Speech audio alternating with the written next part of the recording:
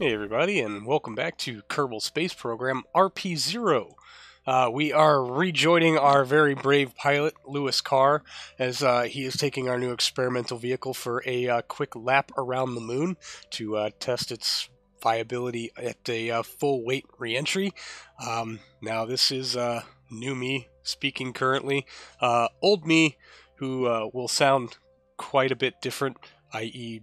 healthier, less sinusy, forgot to turn his microphone on, and did a whole lot of things while talking to nothing. Anyway, so we have this node set up here that is going to adjust our periapsis relative to Earth.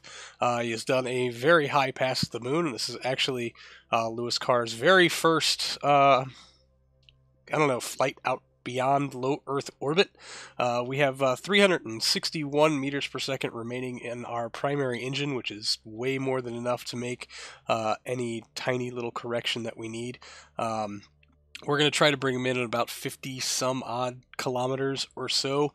I would really like to do this as a single pass reentry, our single pass capture and re-entry, so that we can stress test the vehicle to its fullest extent.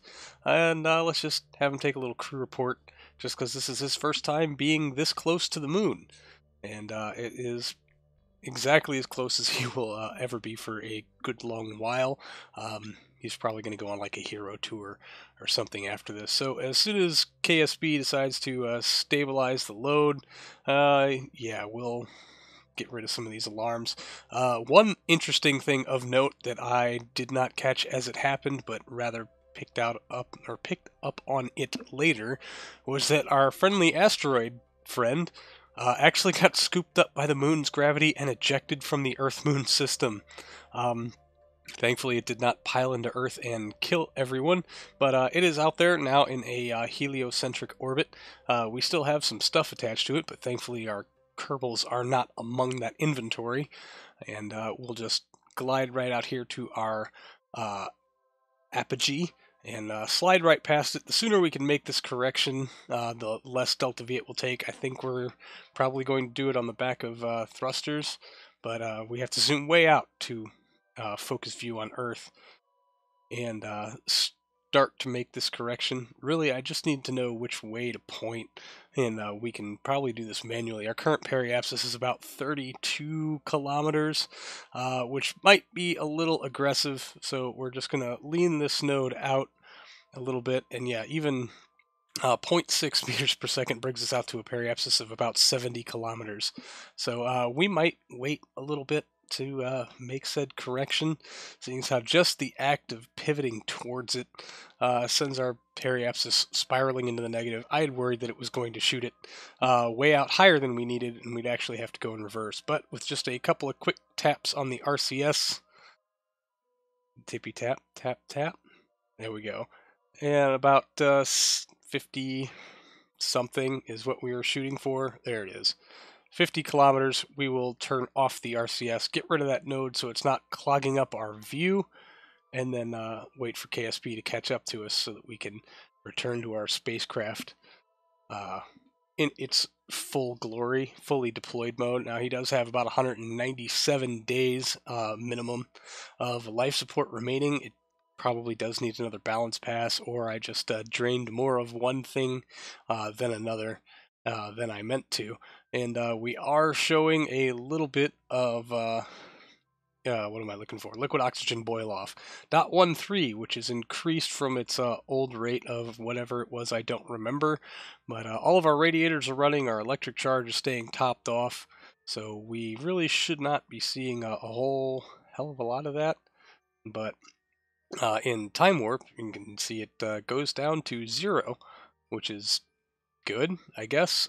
And of course, in all the long times that we will leave this thing ignored in interplanetary flight, boil off is not calculated. And I know it's kind of a cheaty way to go about it, but that's why I'm including the radiators and the service module tank, is to compensate and try to be as above the board on this spacecraft as I can, although I'm really just not thrilled about using non-storable propellants to move this thing around. But yeah, the mass kind of set that requirement for me. And Earth is getting very, very big in the window that Lewis Carr can't see out of because it's behind the spacecraft, although uh, I'm sure he's happy to see it through a mirror, something. I guess if you let a mirror float out there with you, if you like let it go, and anyway, I'm sorry, that's all the medicine speaking. It is about time to separate our service module, so we're going to point ourselves radial away. We would like to get this thing away from us so that it does not come back and tap us in the heat shield during the reentry process. So the separation is in fact our next stage, so we should just be a quick space bar away from separating the two spacecraft and getting ourselves configured into reentry mode. There's the separation. We will need a couple of taps on the RCS to finish pulling ourselves away. Nice and clean. This thing is actually has a lot of thrust authority. With just thrusters that are on the main crew cabin portion, and then we'll get ourselves focused into the retrograde. Now, arm the chutes. That's an important step that I'm glad I action grouped finally. We do have roll authority. Of course, those two thrusters still acting a little weird.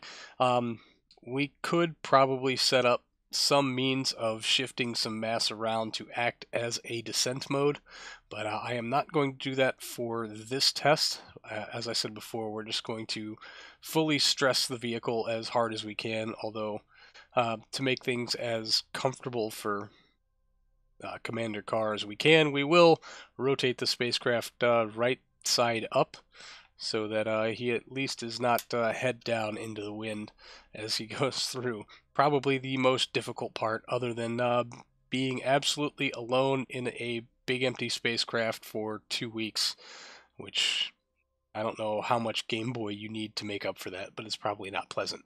Anyway, this is about the part where I figured out that my mic was off. There, I turn it back on, so I will turn you over to a much better sounding old me. Come on, KSP. There's the quick save. Leveled in. Alright, here we go. The whole world is watching, Lewis Carr. I know, you're super, super excited. Please don't die. Thunk, there's Atmo. Current speed 10.98 kilometers per second. Maybe we'll get to watch the service module explode. Maybe we won't. Let's hold retro, sir. You're just gonna take the full brunt of this G-load.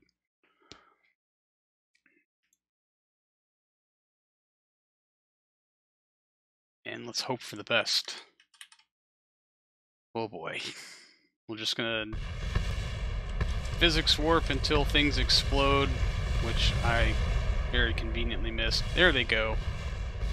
Excellent.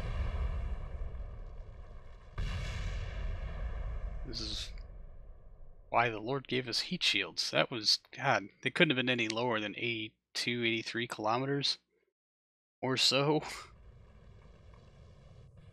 Poof, there goes the last bit, and now we've got flame effects for the spacecraft primary. We're going to keep an eye on this ablator level. We did dial it back to save weight. We left it at about 2/3, and we're just going to hope that that's enough, because 5,832 ablators seemed a mite bit excessive. Alright, coming up on 4 Gs of deceleration. 5. Commander Carr looks pretty comfy. Maybe a little stressed out. Okay, we're down to about almost our bottom third of ablator. Oh boy, that G loading absolutely kicked up. 8 Gs. Oh, it's wiggling around with the stress of it. 8.5. Camera change, we are suborbital. 9 Gs. No heat warnings as of yet. Ablator is still holding.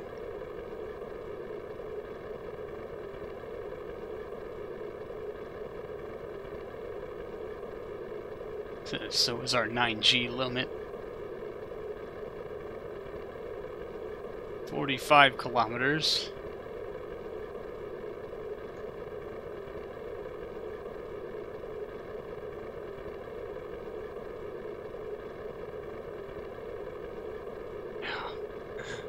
Commander Carr proving himself absolutely immortal for still being conscious after several seconds. It feels like forever at 8.5 Gs sustained, although we're starting to taper off. 38 kilometers altitude, 3.1 kilometers per second. And there's the G load falling.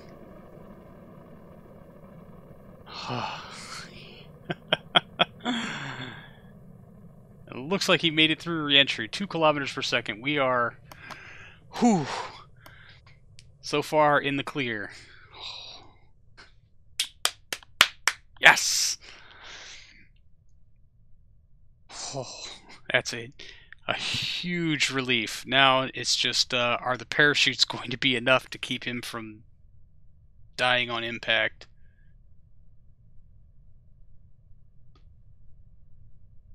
Man, yeah, we still have 2,254 ablator left.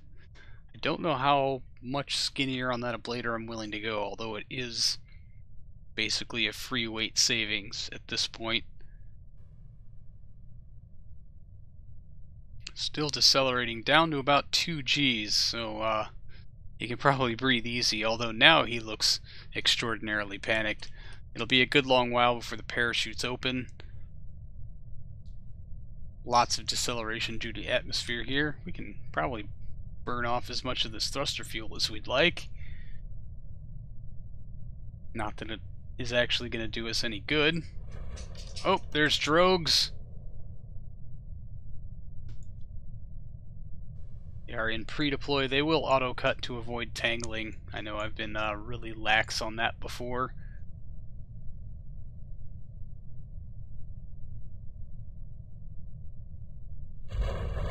There's full deployment.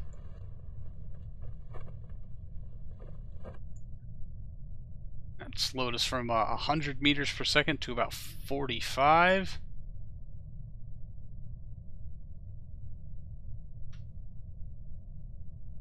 It does look like firing the thrusters actually does some work. That is very interesting. And these will stay here until just about 2 kilometers altitude when our primary chutes should deploy and bring us the rest of the way home. Hopefully.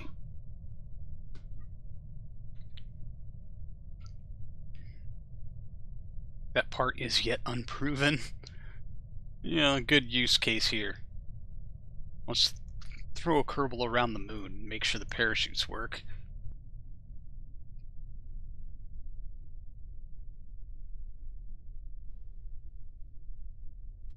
Alright, we should be coming up on primary parachute deployment here any second now. Oh god, what did I set those to?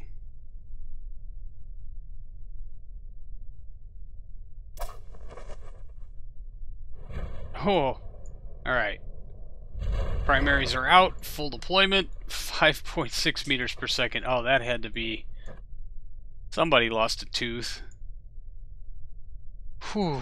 Oh, that was absolutely terrifying. My heart literally stopped for a second when those chutes cut and the primaries weren't on their way out the door. Oh.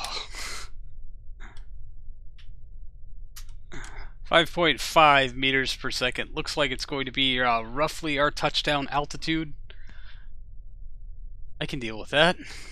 That should be well enough to keep that heat shield attached. If not, we've got lots of spacecraft to buffer the impact of the water between us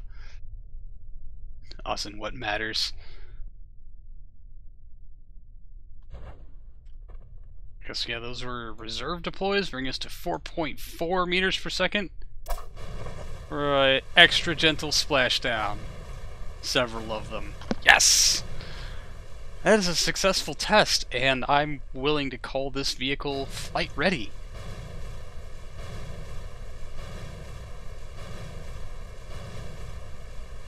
Also King of the Seas. Awesome. Yes.